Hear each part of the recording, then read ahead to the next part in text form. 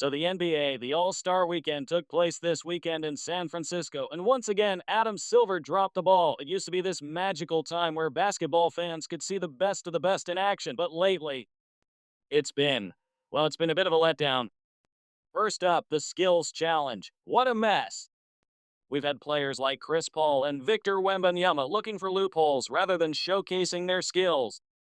It's more about gaming the system than genuine competition. But then there's Mac McClung, a beacon of hope in this sea of mediocrity.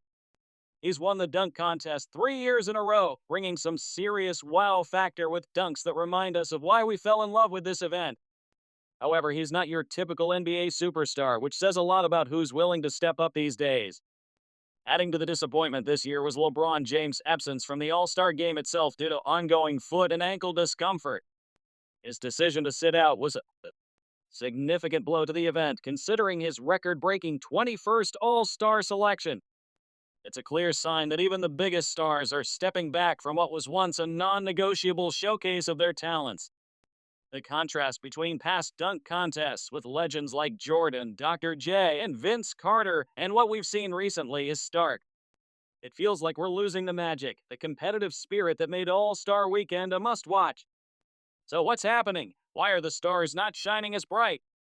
It seems like there's a disconnect, a lack of enthusiasm from today's players for these events that were once a showcase of skill, creativity, and competitive fire. Has the NBA All-Star Weekend lost its allure? Now let's talk about this new format, which sucks hats Draymond Green's exact words on the new All-Star Game format. He didn't hold back, folks. Draymond went off, expressing his frustration with how the game has evolved, or, as he might argue, devolved. He's been vocal about his disdain for the current state of NBA basketball, especially during All-Star Weekend, where he feels the emphasis on three-point shooting and lack of defense turns the game into something less competitive, less exciting. He's not alone in this sentiment, but when Draymond Green speaks, he's speaking from both his heart and his experience on the court. Whether you agree with him or not, it's clear he's passionate about bringing back a bit of that old-school intensity to the All-Star game. What do you think about his comments? Do you miss the days of defensive showdowns and less reliance on the long ball? Draymond Green's criticism of the current NBA All-Star Game format centers around a few key points. The NBA has tried various formats over the years, including the Elam ending and draft-style team selection, which Green might see as gimmicks rather than solutions to make the game more engaging. His criticism might also touch on how these changes have not significantly improved the game's appeal or competitiveness. Green's comments are part of a broader conversation in the basketball community about how to balance entertainment with the competitive nature of the sport, especially during an event like the All-Star Game, which is supposed to celebrate the best of the NBA while still being a showcase of basketball at its highest level. Commissioner Adam Silver first announced the new format. Fans and analysts were highly skeptical. As the game rolled out in the highly anticipated event, fans were utterly disappointed as they took to social media to slam Silver for the new format. The new format aimed to shift from the traditional exhibition game to a more structured, competitive environment. To bring excitement and intensity to the event. Most NBA fans are not happy with the new mini NBA All-Star format implemented by Adam Silver. Fans took to social media to raise their concern as this year's game marked the beginning of the new format. Basketball analyst and the host of the Kevin O'Connor Show, Kevin O'Connor shared that the 2025 All-Star event was the worst of all. Worst All-Star game ever, he wrote on X. I mean, seriously, Sunday's All-Star Game presentation ran for almost 3 hours and had about 30 minutes of actual basketball. The on-court action, with some bursts of low-bar effort notwithstanding, was as paint-drying awful as we've all come to expect All-Star basketball to be. And yet, all of the other parts of the night were so painfully bad that we all actually wanted more All-Star basketball. Kevin Hart. I've been wondering for years how this man, who came off Sunday as the living antithesis of funny, became so wildly popular. But now I'm far more curious about the people who are responsible for deciding it was a good idea to have a cringeworthy comic serve as an on-court MC. Steph Curry didn't even participate on All-Star Saturday night on his home court. Curry, who won ASG MVP, did hit a casual half-courter in the All-Star Game.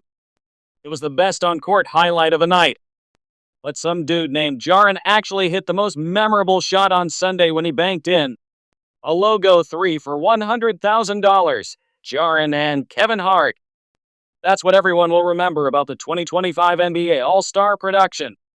There was a time when All-Star games were cool because the best players in the world cared enough to try at least in the fourth quarter and or when they had a particular one-on-one matchup, but those days, quite obviously, are long gone. There was also a time when the All-Star game was cool because people didn't have access to any NBA game they wanted to watch any day of the week. Back in the day, you might not see a particular superstar play all season except for the one time he came to your market or showed up on national television. This was an opportunity to showcase a lot of awesome players that were largely hidden from the masses. Now it's just the third time this week you're going to watch Jason Tatum and Donovan Mitchell fire up a bunch of threes. There's nothing exciting or unique about it, frankly, and I think I speak for most people who genuinely care. Watching NBA basketball, we already see more than enough of these players, whether that's on TNT or ESPN or League Pass. It's enough, I assure you. Nobody needs this weekend, most notably the players themselves. Give them a break, and for the love of all things holy, if nothing else, give us all a break from Kevin Hart. Steph Curry earned all this well-deserved fanfare in what has been a remarkable run from Oakland to San Francisco for the Golden State Warriors star at least. But I think the biggest blow of it all Sunday night was LeBronjames deciding to sit out at the last minute. James' first All-Star game was in 2005, and he's been a pick every year since, so Sunday's game would have been his 21st. His 20 consecutive All-Star game starts is a record. He also holds the record for All-Star selections. James said he planned to returning to Los Angeles on Sunday night, with rehab resuming on Monday. Whether he's hurt or not, people speculate that he's sending a message to Adam Silver by not wanting to participate in this joke of an event. LeBron still being the face of the league at 40 and not playing in the new format is a tremendous hit on the league in viewership. You just know Adam Silver wasn't happy after receiving that news. The NBA is on life support, and I don't think it can be saved no time soon. But that's it for today. Let me know in the comments section how you felt about All-Star Weekend.